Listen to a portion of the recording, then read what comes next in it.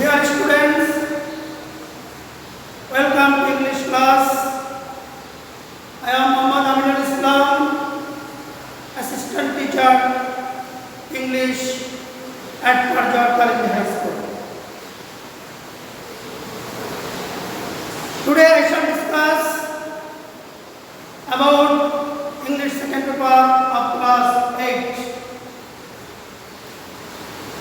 Our today's topic is voice.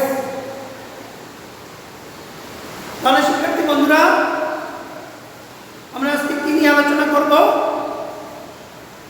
Voice নিয়ে আলোচনা করব। ভয়েস অর্থ কি? ভয়েস অর্থ হচ্ছে বাচ্য। ভয়েস শব্দের অর্থ কি? ভয়েস শব্দের অর্থ হচ্ছে বাচ্য। ভয়েস দুই প্রকার। ভয়েস দুই প্রকার। একটা হচ্ছে অ্যাক্টিভ ভয়েস, দ্বিতীয়টা হচ্ছে প্যাসিভ ভয়েস। তাহলে শিক্ষার্থী বন্ধুরা, ভয়েস কয় প্রকার? ভয়েস দুই প্রকার। একটা হচ্ছে অ্যাক্টিভ ভয়েস, আর একটা হলো প্যাসিভ ভয়েস। আমাদেরকে সাধারণত অ্যাক্টিভ ভয়েস থেকে প্যাসিভ ভয়েস করতে বলা হয়। আবার প্যাসিভ ভয়েস থেকে অ্যাক্টিভ ভয়েস করতে বলা হয়। তাহলে আমরা যদি প্রথমত অ্যাক্টিভ ভয়েস থেকে কিভাবে প্যাসিভ ভয়েস করতে হয় এই নিয়মটা আমরা জানতে পারি, তাহলে অবভিয়াসলি আমরা ওই প্যাসিভ থেকে আবার পূর্বের অ্যাক্টিভ ভয়েসে আসতে পারব। তাহলে শিক্ষার্থী বন্ধুরা, অ্যাক্টিভ ভয়েস থেকে প্যাসিভ ভয়েসে আসার যে কৌশল সেটা জানার আগে আমরা আগে জানব অ্যাক্টিভ ভয়েস এবং প্যাসিভ ভয়েস কাকে বলে। ডেফিনেশনটা আমরা আগে জেনে নেব। তাহলে শিক্ষার্থী বন্ধুরা, অ্যাক্টিভ ভয়েস অর্থ হচ্ছে কর্তৃবাচ্য, আর প্যাসিভ ভয়েস হচ্ছে কর্মবাচ্য। অ্যাক্টিভ ভয়েস সাধারণত যে সেন্টেন্সে সাবজেক্ট তথা কর্তার প্রাধান্য বেশি থাকে তাকে অ্যাক্টিভ ভয়েস বলে। তাহলে শিক্ষার্থী বন্ধুরা, কি বলছি? যে সেন্টেন্সের মধ্যে সাবজেক্ট তথা কর্তার প্রাধান্যটা বেশি থাকবে সেটা হচ্ছে অ্যাক্টিভ ভয়েস। যেমন আমি এখানে লিখেছি I eat rice, active voice. I eat rice, আমি ভাত খাই। এ বাক্যে আইটা হচ্ছে সাবজেক্ট, ইটটা হচ্ছে ভার্ব, আর রাইসটা হচ্ছে অবজেক্ট। এখন শিক্ষার্থী বন্ধুরা, যে আমি এখানে ভাত কে খাই? আমি ভাত খাই। সো এই সেন্টেন্সটা আমি এখানে কর্তা বা সাবজেক্ট, আমার দ্বারা পরিচালিত, বা সাবজেক্ট বা কর্তা বা আইয়ের প্রাধান্য এখানে বেশি, সেজন্য এটা অ্যাক্টিভ ভয়েস। দুই নম্বরে যদি আমি আসি, ওই আই রাইস থেকে আমি প্যাসিভ ফর্মে নিয়ে এসেছি rice is eaten by me. Rice is eaten by me এর অর্থ হচ্ছে ভাত খাওয়া হয় আমার দ্বারা। ভাত খাওয়া হয় আমার দ্বারা। এক্ষেত্রে দেখো, ভাতকে কিন্তু খাচ্ছে না, খাচ্ছি কে? আমি খাচ্ছি। কিন্তু এই বাক্যের কথাটা ভাতটাকে আগে প্রাধান্য দিয়ে, অবজেক্টটাকে প্রাধান্য দিয়ে এই প্যাসিভ ফর্মে করা হয়েছে। অতএব এখানে এটি প্যাসিভ ভয়েস। যেহেতু এখানে অবজেক্টের প্রাধান্যটা বেশি দেওয়া হয়েছে, সেহেতু এটা প্যাসিভ ভয়েস। শিক্ষার্থী বন্ধুরা, আবার আরেকটু ক্লিয়ার হবে। আমি বলেছিলাম কি যে বাক্যে সাবজেক্ট তথা কর্তার প্রাধান্য বেশি থাকবে সেটা অ্যাক্টিভ ভয়েস, আর যে বাক্যে কর্ম তথা অবজেক্টের প্রাধান্য বেশি থাকবে সেটা হচ্ছে প্যাসিভ ভয়েস। উদাহরণস্বরূপ আমি বলেছিলাম যে আই ইট রাইস, আমি ভাত খাই। এ বাক্যে আইটা হচ্ছে সাবজেক্ট, আইয়ের প্রাধান্যটা এখানে বেশি, so it is called active voice. আর দ্বিতীয়টায় রাইস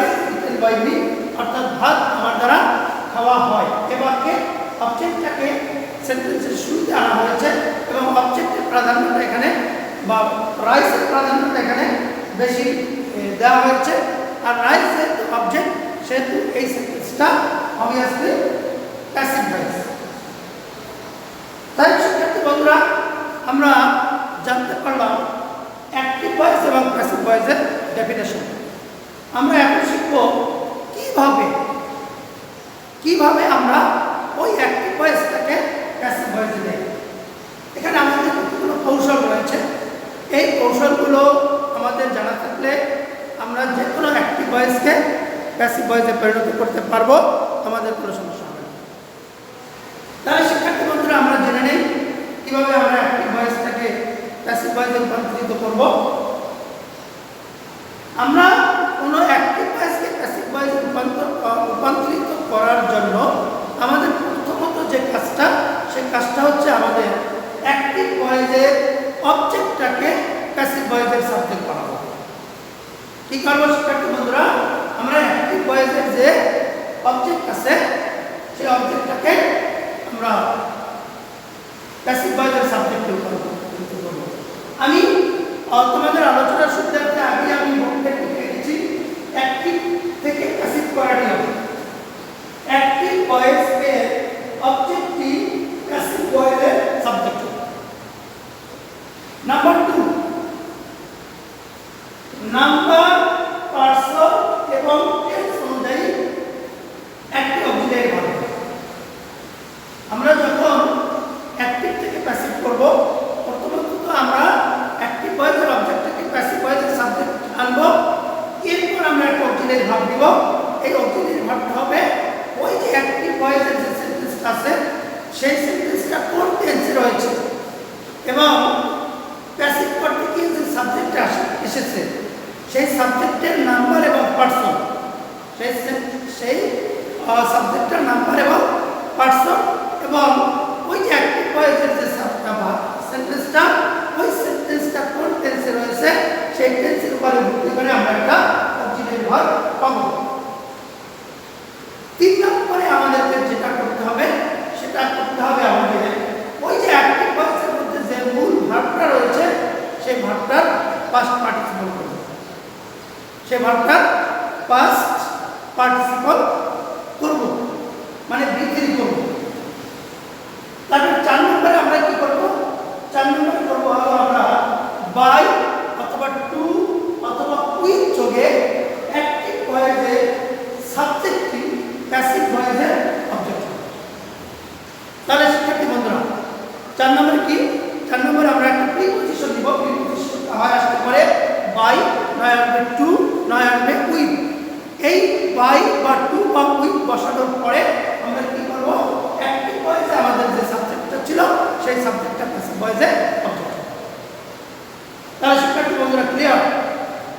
আমরা অ্যাক্টিভ ভয়েস থেকে প্যাসিভ ভয়েস করার যে 4টা কৌশলের কথা আমরা এখানে বলেছি, মূলত যে ফান্ডামেন্টাল 4 রুলস আমরা যদি এখানে আয়ত্ত করতে পারি তাহলে আমাদের অ্যাক্টিভ থেকে প্যাসিভ ভয়েসের মৌলিক পরিবর্তনের কৌশলটা জানা। তাহলে শিক্ষার্থী বন্ধুরা আমি আবার তোমাদের সুবিধার্থে আমি আরেকবার বলছি, অ্যাক্টিভ থেকে প্যাসিভ করার জন্য প্রথমত অ্যাক্টিভ ভয়েসের অবজেক্টটা প্যাসিভ ভয়েসের সাবজেক্ট হবে। তারপরে অ্যাক্টিভ ভয়েসের ওই সেন্টেন্সটার টেন্স এবং ওই যে প্যাসিভ ভয়েসের যে সাবজেক্ট এসেছে সেই সাবজেক্টটার নাম্বার এবং পার্সন অনুযায়ী একটা অক্সিলারি ভার্ব বসাবো। 3 নম্বরে আমরা ওই যে অ্যাক্টিভ ভয়েসের মূল ভার্ব ছিল এই মূল ভার্বটা পাস্ট পার্টিসিপল বা ভার্বের 3 নম্বর ভার্বটা বসাবো। এরপরে 4 নম্বরে আমরা একটা প্রিপজিশন বাই অথবা টু অথবা উইথ যোগে অ্যাক্টিভ ভয়েসের যে সাবজেক্টটা ছিল সেটা প্যাসিভ ভয়েসে আমরা অবজেক্ট হিসাবে বসাবো। তাহলে আবার বলছি শিক্ষার্থী বন্ধুরা, অ্যাক্টিভ ভয়েসের অবজেক্টটা প্যাসিভ ভয়েসের সাবজেক্ট হবে, নাম্বার, পার্সন এবং টেন্স অনুযায়ী একটা অক্সিলারি ভার্ব হবে, মূল ভার্বের পাস্ট পার্টিসিপল হবে, এবারে বাই বা টু বা উইথ যোগে অ্যাক্টিভ ভয়েসের সাবজেক্টটা প্যাসিভ ভয়েসের অবজেক্ট হবে। এই যে আমাদের বেসিক যে পরিবর্তন করার যে কৌশল সেই কৌশলের ভিত্তিতে আমরা একটা উদাহরণ এখানে নিব। শিক্ষার্থী বন্ধুরা, আমি যে পড়েছে প্রথমত এক্সাম্পল হিসাবে লিখেছিলাম আই ইট রাইস এবং rice is eaten by me. এখানে আমাদের এই কৌশলগুলো ফলো হয়েছে কিনা আমরা একটু দেখব। তো আমরা বলেছিলাম কি যে অ্যাক্টিভ ভয়েসের অবজেক্টটা প্যাসিভ ভয়েসের সাবজেক্ট হবে। এই যে আই ইট রাইস, এই সেন্টেন্সের মধ্যে আমি বলেছিলাম আই সাবজেক্ট, ইট ভার্ব আর রাইস হচ্ছে অবজেক্ট। এই অবজেক্টটা প্যাসিভ ভয়েসে এই সাবজেক্ট হিসেবে এসেছে। এরপরে বলছিলাম যে একটা অক্সিলারি ভার্ব হবে। এই অক্সিলারি ভার্বটা বসানোর জন্য এই যে আই ইট রাইস, এটা কোন টেন্স? এটা প্রেজেন্ট ইনডেফিনিট টেন্স। আর প্রেজেন্ট ইনডেফিনিট টেন্সে আমরা অক্সিলারি ভার্ব পাবো am অথবা is অথবা are। এই যে রাইস যে সাবজেক্টটা থার্ড পারসন সিঙ্গুলার নাম্বার, এজন্য আমরা এখানে অক্সিলারি ভার্ব পেয়েছি। আমরা এখানে অক্সিলারি ভার্ব পেয়েছি is। রাইসটা থার্ড পারসন সিঙ্গুলার নাম্বার, এজন্য am is are এই তিনটার মধ্যে আমরা এখানে পেয়েছি is। এরপরে 3 নম্বরে বলেছিলাম আমরা মূল ভার্বের পাস্ট পার্টিসিপল হবে। এখানে মূল ভার্বটা কি? ইট। ইটের পাস্ট পার্টিসিপল হচ্ছে ইটেন। এরপর 4 নম্বরে আমরা বলেছিলাম বাই যোগে অথবা টু যোগে অথবা উইথ যোগে অ্যাক্টিভ ভয়েসের সাবজেক্ট প্যাসিভ ভয়েসের অবজেক্ট। এখানে আমরা সেই প্রিপোজিশন বাই নিলাম। এরপরে বাইয়ের সাথে যে অ্যাক্টিভ ভয়েসে ছিল আই, এটা প্যাসিভ ভয়েসের অবজেক্ট হয়ে গেছে মি। তাহলে rice is eaten by me. শিক্ষার্থী বন্ধুরা, আবার তোমাদের সুবিধার্থে আমি আরেকবার বলছি, আমাদের যে ফান্ডামেন্টাল যে 4টা রুল ছিল অ্যাক্টিভ থেকে প্যাসিভ করার নিয়ম, সেই 4টা রুলই এখানে অ্যাপ্লাই হচ্ছে কিনা এটা তোমরা আরেকবার একটু দেখো। আমি বলেছিলাম অ্যাক্টিভ ভয়েসের অবজেক্টটা প্যাসিভ ভয়েসের সাবজেক্ট হবে। এক্ষেত্রে রাইস অবজেক্ট, তো এটা প্যাসিভ ভয়েসের সাবজেক্ট হয়েছে। 2 নম্বরে আমি বলেছিলাম নাম্বার, পার্সন এবং টেন্স অনুযায়ী একটা অক্সিলারি ভার্ব হবে। যে এটা প্রেজেন্ট ইনডেফিনিট টেন্স, আর প্রেজেন্ট ইনডেফিনিট টেন্সে আমরা অক্সিলারি ভার্ব পাবো হলো am অথবা is অথবা are। আর রাইস যেহেতু থার্ড পারসন সিঙ্গুলার নাম্বার, সেজন্য আমরা এখানে অক্সিলারি ভার্ব হিসেবে পেয়েছি is।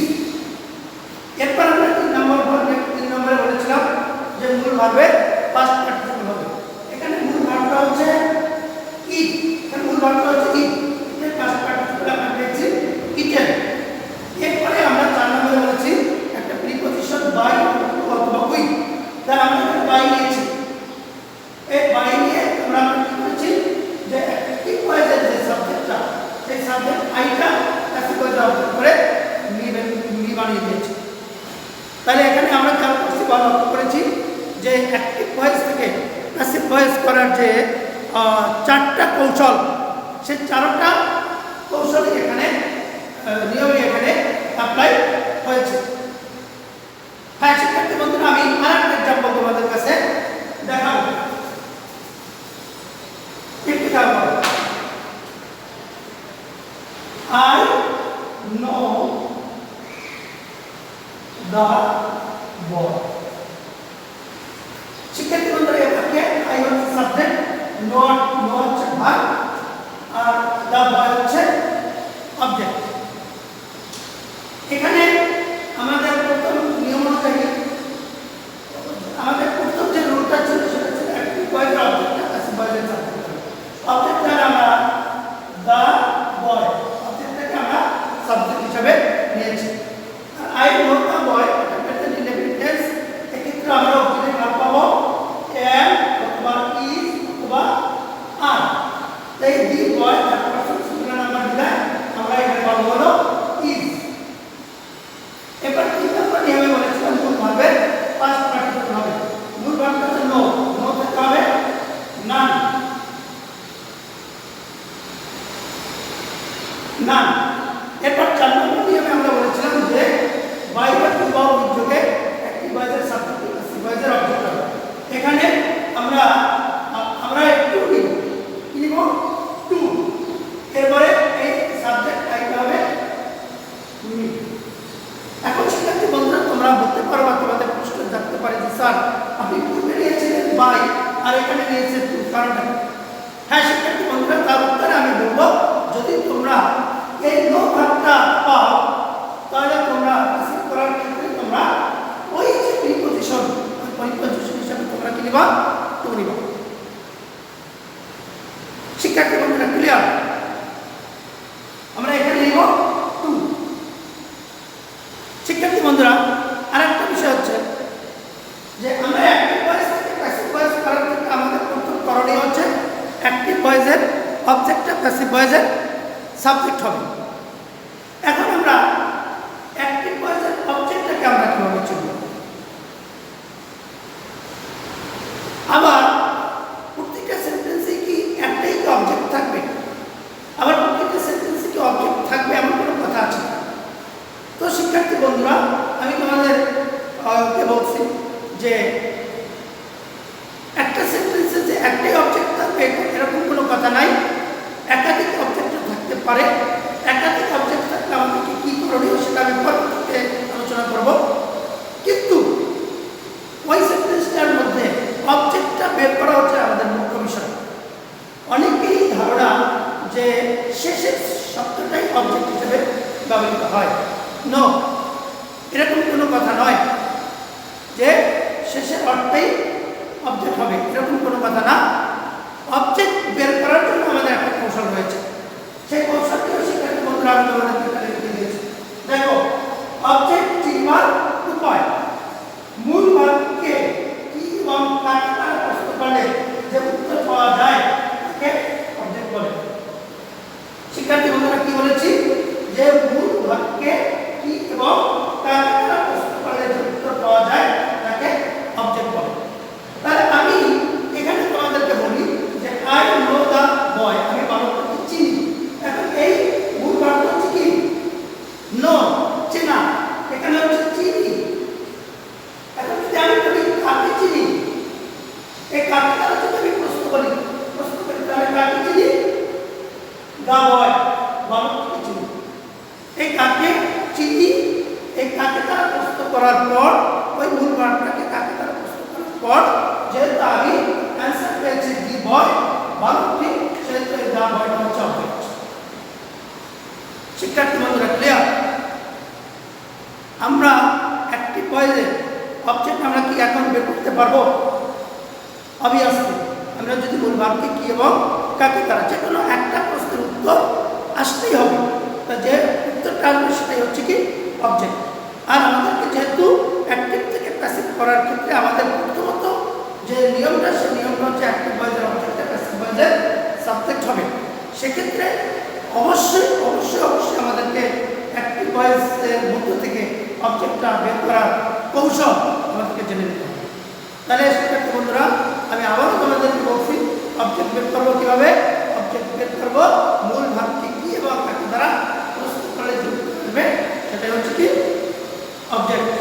আমি আরেকবার তোমাদের সাথে আলোচনা করছি অ্যাক্টিভ থেকে প্যাসিভ করার ক্ষেত্রে আমাদের প্রথমত অ্যাক্টিভ ভয়েসের অবজেক্টটা প্যাসিভ ভয়েসের সাবজেক্ট হবে। 2 নম্বরে নাম্বার, পার্সন এবং টেন্স অনুযায়ী একটা দিলের ভার্ব হবে। 3 নম্বরে মূল ভার্বের পাস্ট পার্টিসিপল হবে। 4 নম্বরে বাই বা টু বা যোগে অ্যাক্টিভ ভয়েসের সাবজেক্টটা প্যাসিভ ভয়েসের অবজেক্ট হবে। শিক্ষার্থী বন্ধুরা তাহলে আমরা অ্যাক্টিভ ভয়েস কি এবং ভয়েস কয় প্রকার, কি কি ভয়েস? 2 প্রকার, active voice, passive voice. Active ভয়েসের সংজ্ঞা কি, প্যাসিভ ভয়েসের সংজ্ঞা কি? যেমন অ্যাক্টিভ ভয়েসে যে সেন্টেন্সে সাবজেক্ট তথা কর্তার প্রাধান্য বেশি থাকে সেটা অ্যাক্টিভ ভয়েস, আর যে সেন্টেন্সে কর্ম তথা অবজেক্টের প্রাধান্য বেশি থাকবে সেটা প্যাসিভ ভয়েস। তাহলে আমরা শিক্ষার্থী বন্ধুরা কি কি শিখলাম? আমরা শিখলাম ভয়েস কি তা শিখলাম, ভয়েস কয় প্রকার কি কি তাও শিখলাম, কিভাবে অ্যাক্টিভ থেকে প্যাসিভ ভয়েস করা হয় সেই কৌশলটা আমরা শিখেছি। শিক্ষার্থী বন্ধুরা তোমাদেরকে খুব অনুরোধ, তোমরা এই যে কৌশলের মধ্যে যে 4টা রুল, এই 4টা রুলকে তোমরা একদম আয়ত্ত করে ফেলবে। এরপরে আমাদের অ্যাক্টিভ থেকে প্যাসিভ করার ক্ষেত্রে আমাদের যে প্রথমত যে বিষয়টা জরুরি সেটা হচ্ছে অবজেক্ট চিনবার উপায়, অবজেক্টটা বের করা। সেই অবজেক্টটা বের করার কৌশল আমি তোমাদেরকে শিখে দিয়েছি। তো আমি আশা করব অ্যাক্টিভ থেকে প্যাসিভ করার এই যে মৌলিক বা বেসিক যে কৌশলটা, সেই কৌশলটা এখানে চলে এসেছে। সামনের দিকে আমরা আরেকটু উচ্চতর আলোচনার জন্য আমরা সামনে আবার ক্লাস করব। তবে আজ এ পর্যন্তই। আমি আশা করব এতটুকুই তোমাদের জানা থাকলে পরবর্তী আলোচনা তোমাদের জন্য সুবিধা হবে। যাই হোক শিক্ষার্থী বন্ধুরা, আমি আজকে এ পর্যন্ত ভয়েসের আলোচনা এ পর্যন্ত সমাপ্তি রেখে আমি বিদায় নিচ্ছি। Thank you everybody.